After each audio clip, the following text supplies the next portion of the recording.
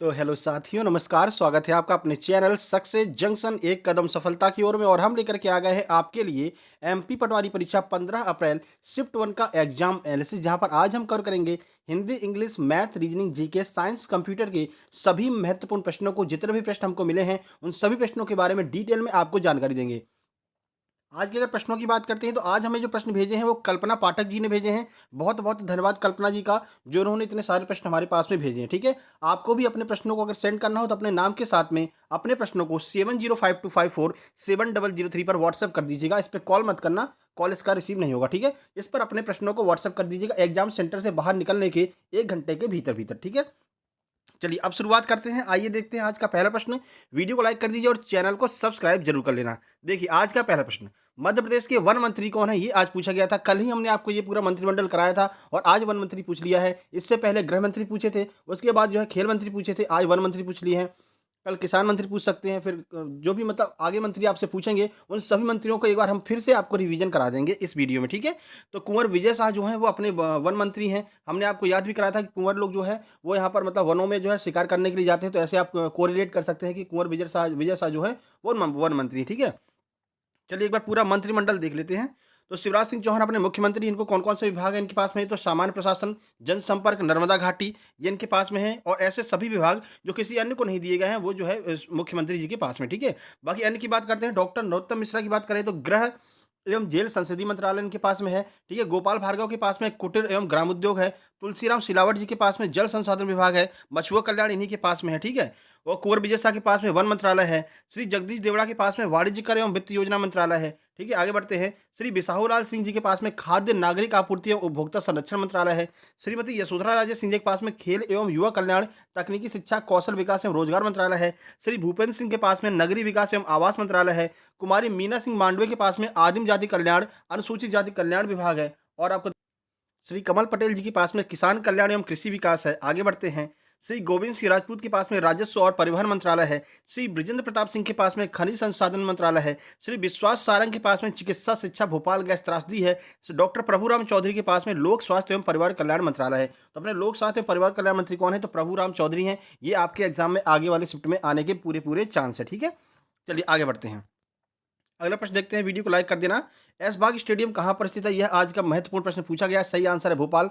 देखिए आज एमपी से काफी सारे प्रश्न देखने को मिले। ठीक है, तो कौन सा स्टेडियम कहाँ पर स्थित है इसकी एक लिस्ट हम आपको जो है प्रोवाइड करा दे रहे हैं, देख लीजिए। तो देखिए ऐशबाग अपना भोपाल में है, नेहरू स्टेडियम इंदौर में है, रूप सिंह स्टेडियम ग्वालियर में है, तात्या टोपे स्टेडियम भोपाल में है, ठाकुर रणवत सिंह स्टेडियम रीवा में है, अभय खेल प्रसार इंदौर में है, होलकर स्टेडियम इंदौर में है, पंडित रविशंकर शुक्ल स्टेडियम जबलपुर में है। ठीक है, तो बहुत सारे स्टेडियम की लिस्ट हमने आपको दे दी है। यहाँ से आगे प्रश्न बनने के बहुत ज़्यादा चांस है। आगे बढ़ते हैं। अगला प्रश्न है, तारीख़ फ़िरोज़ शाही किसने लिखी है? तो जियाउद्दीन बर्नी ने तारीख़ फ़िरोज़ शाही लिखी थी। अब कुछ हम इतिहासकारों के नाम आपको बता देंगे जो आपसे आगे पूछा जा सकता है। ठीक है, चलिए। तो जियाउद्दीन बर्नी भारत भारत में दिल्ली सल्तनत काल के दौरान भारत फारसी इतिहास पर तारीख फिरोज शाही एक पुस्तक है, इसे जियाउद्दीन बर्नी ने लिखा है। आगे कौन सा प्रश्न आपसे पूछा जा सकता है, तो तहकीक हिंद किसने लिखी है, इसे किताबुल हिंद भी कहते हैं। इस ग्रंथ के रचयिता अल बरूनी है। ये स्टार मार्क कर लीजिए, ये आपसे आगे पूछा जाएगा। ठीक है, ताजुल मासिरी यह ग्रंथ किसने लिखा है, तो हसम निजामी ने यह ग्रंथ लिखा है। ठीक है, आगे बढ़िए। तबगात नासरी इस ग्रंथ के रचयिता कौन है, तो मिन्हास उस सिराज जो है वो इस ग्रंथ के रचयिता है तबगात नासरी। ये कुछ प्रमुख ग्रंथ हैं जो आपसे पूछे जा सकते हैं। ये ग्रंथ वगैरह पढ़ करके जाइएगा, एग्जाम में डेली पूछा जा रहा है। ठीक है, चलिए आगे बढ़ते हैं।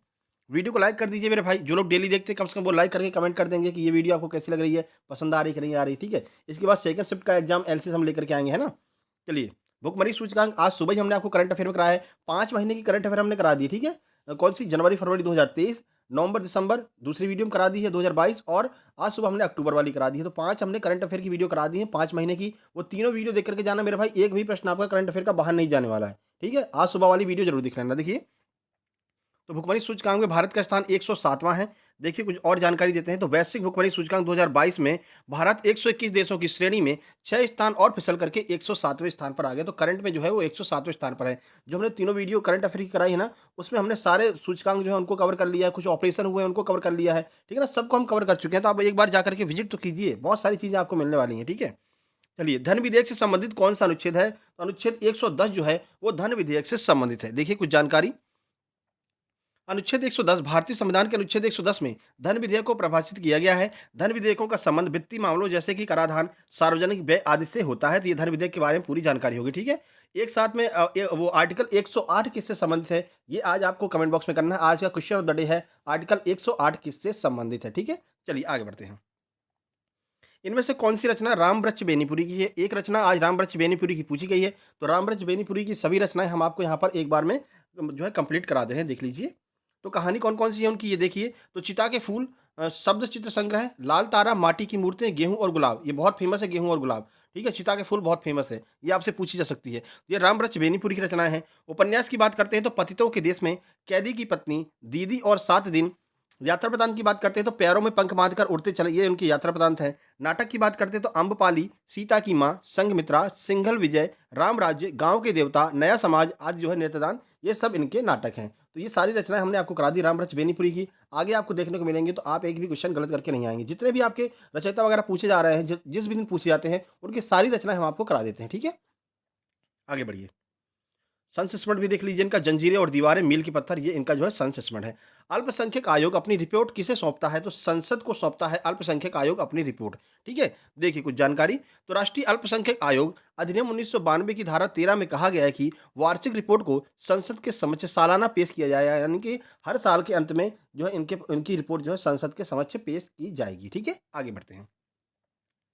कर्नाटक में अक्टूबर और नवंबर में कौन सा त्योहार मनाया जाता है? तो कंबाला एक त्योहार है जो कर्नाटक में अक्टूबर और नवंबर माह के बीच में मनाया जाता है। और सारे जो त्योहार वगैरह हैं इनकी सबकी लिस्ट हम ऑलरेडी करा चुके हैं।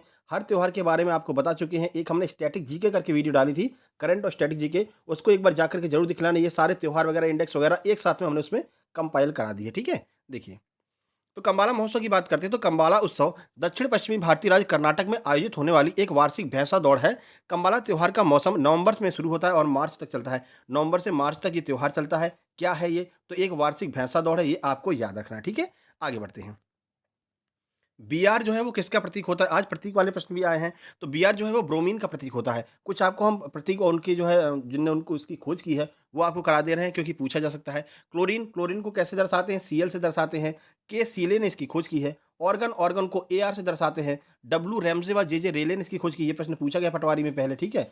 पोटेशियम, पोटेशियम को के से दर्शाते हैं। एच डेवी ने इसकी खोज की है। कैल्शियम, कैल्शियम को सी ए से दर्शाते हैं और एच डेवी ने इसकी खोज की है। ये कुछ आपके सामने तत्व दिए गए हैं जो आपसे एग्जाम में पूछे जा रहे हैं। तो एक बार आप इनको पढ़ करके जरूर जाइएगा।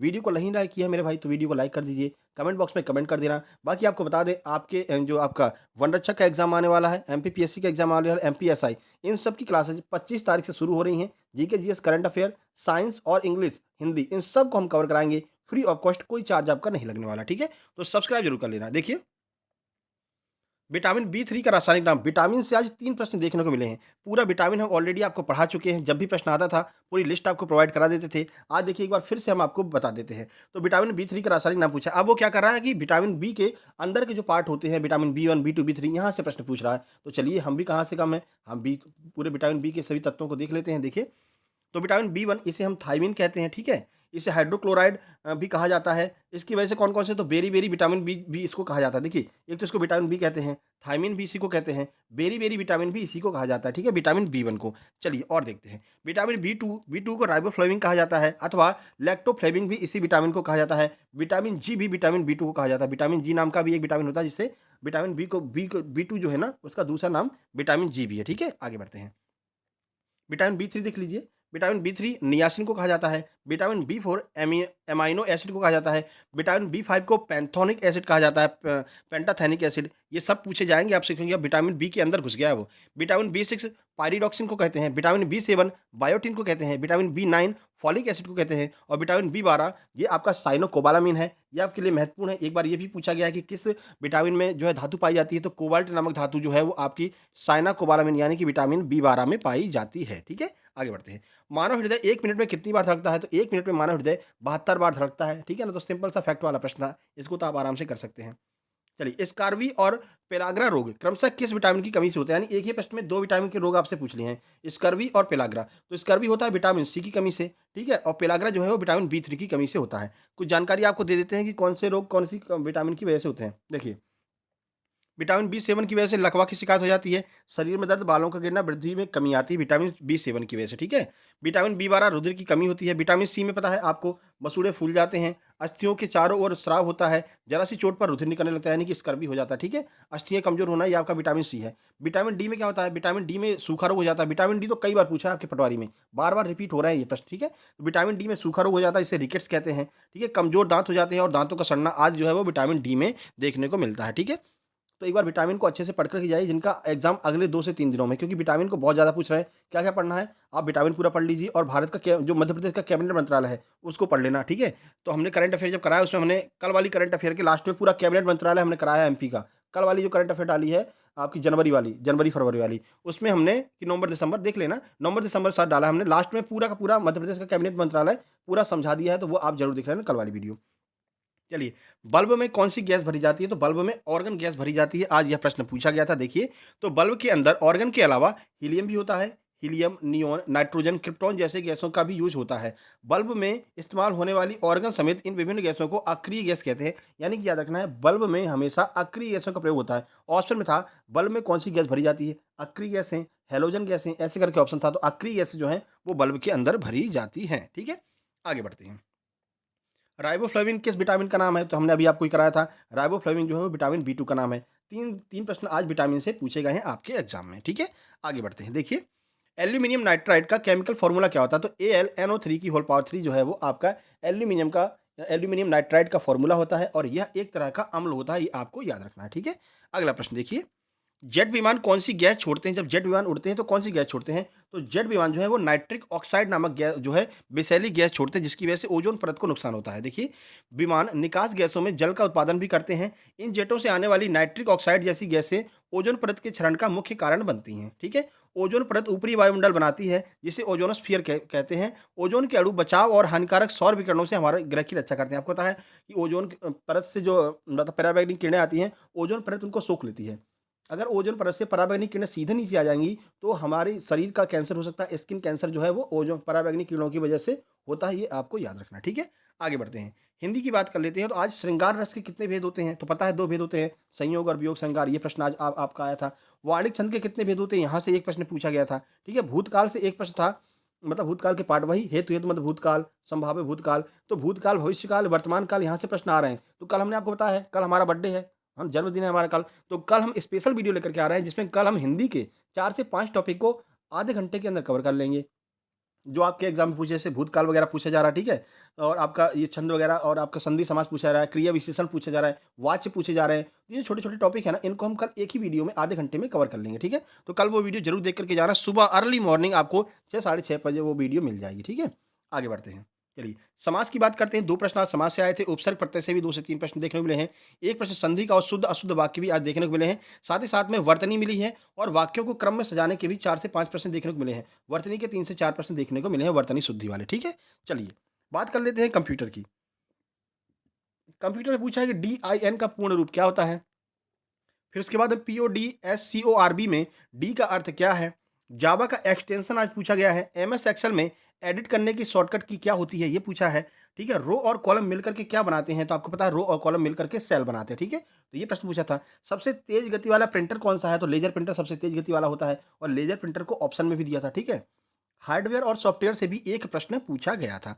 चलिए बढ़ते हैं आगे, बात करते हैं मैथ्स की। मैथ्स में आज आपके प्रॉफिट लॉस के लगभग 5 से 6 प्रश्न देखने को मिले हैं। बॉड मास के 2 प्रश्न, सीआईएसआई के 5 प्रश्न, टाइम एंड वर्क का 1 से 2 प्रश्न, नहीं टाइम एंड वर्क के 4 से 5 प्रश्न। आज टाइम और वर्क अच्छा आया हुआ है, शायद प्रॉफिट लॉस कम है, टाइम एंड वर्क ज़्यादा है, ठीक है? और उसके बाद डेटा सफिशिएंसी का भी एक प्रश्न आया था कि मान लीजिए आपको किसी की आयु निकालनी है। ऑप्शन ए में दिया है कि उसकी आयु इतनी है, उसकी आयु इतनी है। ऑप्शन बी में दिया है उनकी आयु का अनुपात ये है। बताइए कि इसका आंसर कैसे निकालेंगे? इन दोनों के प्रयोग से निकालेंगे कि केवल इससे निकल आएगा कि केवल इससे निकल आएगा? यानी कि डेटा सफिशिएंसी का एक प्रश्न आज पूछा गया था आपके मैथ में। शंकु के आयतन से एक प्रश्न आया था, बार ग्राफ के 3 प्रश्न थे और अनुपात समानुपात के भी 2 प्रश्न थे, ठीक है? आज आपकी शायद वो नहीं आई है, क्या कहते हैं, डिग्री वाली जो होती है, डिग्री वाले बोलते हैं डिग्री वाले, वो आज प्रश्न आए नहीं है, ठीक है ना? चलिए आगे बढ़ते हैं। बात करते हैं रीजनिंग की। रीजनिंग में आया था प्रश्न, पासा खोलने के बाद में कैसा दिखाई देगा? मतलब ऐसे करके, ऐसे पासा बना हुआ था, ठीक है ना? उसके ये ऐसे नंबर दिए हुए थे, अब इनको खोलेंगे तो क्या आएगा? किसके विपरीत में क्या आएगा? वो वाला प्रश्न आज 2 प्रश्न देखने को मिले हैं, ठीक है? त्रिभुज और वर्ग की काउंटिंग वाले प्रश्न आज आए थे। सिटिंग के 2 प्रश्न थे, वेन डायग्राम के भी 2 प्रश्न आज देखने को मिले हैं, ठीक है? आगे बढ़ते हैं, देखिए। दिशा और दिशा डायरेक्शन से 2 प्रश्न हैं। मैथमेटिकल ऑपरेशन के 4 से 5 प्रश्न बताए जा रहे हैं, जिनमें कि प्लस को माइनस, माइनस को प्लस कर देते हैं, तो बताइए क्या इसका ऐसा होगा? उनसे 4 से 5 प्रश्न हैं। एनालॉजी के 3 से 4 प्रश्न हैं, कोडिंग डिकोडिंग के भी 4 प्रश्न आज देखने को मिले हैं। चलिए आगे बढ़ते हैं। बात करते हैं प्रबंधन की, तो प्रबंधन में आज कहाँ-कहाँ से प्रश्न आए हैं? निर्देशन के प्रश्न आए हैं, उत्पादन से आए हैं, प्रबंधन से आए हैं, मार्केटिंग के 2 प्रश्न थे। आज फेयोल की परिभाषा वगैरह जो होती है वो भी पूछी गई है, परिभाषा वगैरह पढ़ कर के जाइएगा, है ना? लॉजिकल जो आपके लॉजिकल वाला प्रबंधन होता है वो भी पूछा गया है। लॉजिकल की वीडियो हम ऑलरेडी बना चुके हैं, आपको पता है, केस स्टडी वाली वीडियो हमने बना दी है, ठीक है? चलिए, बात करते हैं इंग्लिश की, तो आज जो है पीक्यूआरएस के 10 प्रश्न थे और बोथ टाइप, दोनों टाइप के थे। दोनों टाइप हमने कराया है। जो हमारी पीक्यूआरएस की वीडियो नंबर 1 है, उसमें हमने सिंपल वाले कराए हैं, जैसा कि प्रश्न टेंस वाला पूछा जाता है, और पीक्यूआरएस की वीडियो नंबर 2 भी हमने बना दी है। उन दोनों वीडियो में हमने पीक्यूआरएस के दोनों जो लेवल होते हैं उनको जो है कवर कर लिया है, नॉर्मल लेवल और एडवांस लेवल, और दोनों लेवल के प्रश्न आ रहे हैं, तो वो दोनों वीडियो देख लेना। PQRS by Success Junction search करेंगे तो आपको देखने को मिल जाएगी, ठीक है? एक्टिव पैसिव के 5 प्रश्न हैं, इसकी भी हमने 2 वीडियो बना दी, एक टेंस वाली, एक एक जो ऑर्डर और रिक्वेस्ट वाला वगैरह दिए जाते हैं, तो इसकी भी दोनों वीडियो आपको देख कर के जाना है। सर्च करना active passive by Success Junction, आपको देखने को मिल जाएगी, ठीक है? नैरेशन के 3 से 4 प्रश्न आ रहे हैं, नैरेशन की 1 वीडियो हमने बनाई है, 1 वीडियो बाकी रह गई है, हो सकता है कल आपको वो वीडियो भी देखने को मिल जाए, क्योंकि 4 से 5 प्रश्न आगे नैरेशन के पूछे जा सकते हैं, एडवांस लेवल और नॉर्मल नैरेशन, ठीक है? 1 वीडियो बन गई नैरेशन की, वो भी आप सर्च करके देख सकते हैं। एरर के 3 से 4 प्रश्न थे, 2 प्रश्न शायद एरर के 2 प्रश्न थे, जो मिसस्पेल्ड होता है उसके 3 से 4 प्रश्न थे, इडियम्स के 2 प्रश्न और सिनो यानी कि आपका जो सिमिलर वर्ड होते हैं उनके भी 2 प्रश्न आज देखने को मिले हैं। चलिए, बात कर लेते हैं ओवरऑल सब्जेक्ट की, तो ओवरऑल में आज मैथ और रीजनिंग को मिलाकर के कुल 70 प्लस प्रश्न आज मैथ और रीजनिंग के देखने को मिले हैं। साइंस और जीके मिलाकर के 40 प्रश्न हैं, इंग्लिश के 22 प्रश्न हैं, मैनेजमेंट के 15 प्रश्न हैं, हिंदी के पूरे 25 प्रश्न हैं और कंप्यूटर के 20 से 22 प्रश्न कंप्यूटर के भी देखने को मिले हैं, ठीक है? चलिए, आज के कट ऑफ की बात कर लेते हैं, तो टुडे कट ऑफ में आज की बात करें तो 140 प्लस जो कट ऑफ जाएगा, क्योंकि एमपी के प्रश्न बढ़ गए हैं। अब ऐसा नहीं हो सकता कि आप एमपी को छोड़ करके जाएँ, ठीक है ना? तो एमपी को पढ़ करके जाना है, अब एमपी के प्रश्न फिर से आने लगेंगे, यानी कि फिर से जो व्यापम है वो पुराने पैटर्न पर जाएगा। 15 मार्च से जैसे एग्ज़ाम हुआ था वैसे वाले पैटर्न पर जा सकता है, ऐसा उम्मीद लगाई जा रही है, क्योंकि मैथ का भी थोड़ा-थोड़ा चेंज हो रहा है, ठीक है ना? क्यों टाइम एंड वर्क की ओर जा रहा है, पहले शुरू में भी टाइम एंड वर्क ऐसे ही काम कर रहा था, ठीक है? उसके बाद जीके भी आपकी थोड़ी-सी एमपी बढ़ गई, यानी कि वो पुराने पैटर्न पे जा रहा है, ठीक है? तो पुराने पैटर्न की अगर हम बात करें तो 15 मार्च से 2 वीडियो हमने बनाई है, 15 मार्च से 31 मार्च तक की वीडियो हमने एक साथ कंपाइल कर दी है, जीके और साइंस के जितने प्रश्न पूछे गए हैं। इसके अलावा 1 अप्रैल से अब तक की वीडियो एक साथ में कंपाइल कर दी है, ठीक है? दोनों वीडियो देख कर के जाना, वहाँ से बहुत सारे प्रश्न रिपीट हो रहे हैं। सर्च कर लेना 15 अप्रैल से टिल नाउ के प्रश्न सक्सेस जंक्शन, तो वहाँ आपको देखने को मिल जाएगा, ठीक है? वैसे आप जैसे वीडियो खत्म होगी, इस वीडियो के स्क्रीन पर वो दोनों वीडियो आपको देखने को मिल जाएँगी। वो दोनों वीडियो आप जो है देख कर के जाना, यहाँ पर क्लिक करके आप वो दोनों वीडियो देख सकते हैं, ठीक है? चलिए, अब अगर हम टेलीग्राम की बात करें तो सक्सेस जंक्शन टेलीग्राम चैनल इस नाम से आपका जो है टेलीग्राम पर आपको देखने को मिल जाएगा। वहाँ पर आपको इसकी पीडीएफ मिल जाएगी। बाकी अगर आप हमसे कुछ पूछना चाहते हैं रिजल्ट वगैरह के बारे में, कब कैसा आ रहा है, या कोई भी जानकारी आप लेना चाहते हैं, तो मोबाइल पर कॉल मत करना। ये हमारा इंस्टाग्राम आईडी है, इसको फॉलो कर लीजिए, और यहाँ पर आप हमसे कोई भी बात अपनी बता सकते हैं, कब रिजल्ट आ रहा है, कब एडमिट कार्ड आ रहा है, ये सब आप हमसे पूछ सकते हैं। ये इंस्टाग्राम आईडी मिस्टर तुल 800 के नाम से है। सर्च करके हमको जो है फॉलो कर लेना, ठीक है? चलिए, वीडियो को लाइक कर दीजिए, शेयर कर दीजिए और सब्सक्राइब जरूर कर लीजिएगा, और दोस्तों को बता दीजिए कि भाई फ्री ऑफ कॉस्ट तैयारी आपकी कराई जा रही है। हमने आज एक पोल क्रिएट किया है, उस पोल में जो है वोट जरूर करना जा करके, उससे भी पता चलेगा कि आप किसकी तैयारी करने वाले हैं आगे। उस हिसाब से हम क्लासेस शेड्यूल करेंगे। 25 तारीख से फ्री ऑफ कॉस्ट जो है क्लासेस शुरू हो रही हैं आपके अपने चैनल सक्सेस जंक्शन पर। अपने भाइयों को, अपने दोस्तों को, अपने छोटे बड़े भाई बहनों को सबको बता देना, ठीक है? चलिए, जल्दी मिलते हैं शाम वाले एग्जाम एनालिसिस में। तब तक के लिए नमस्कार, धन्यवाद।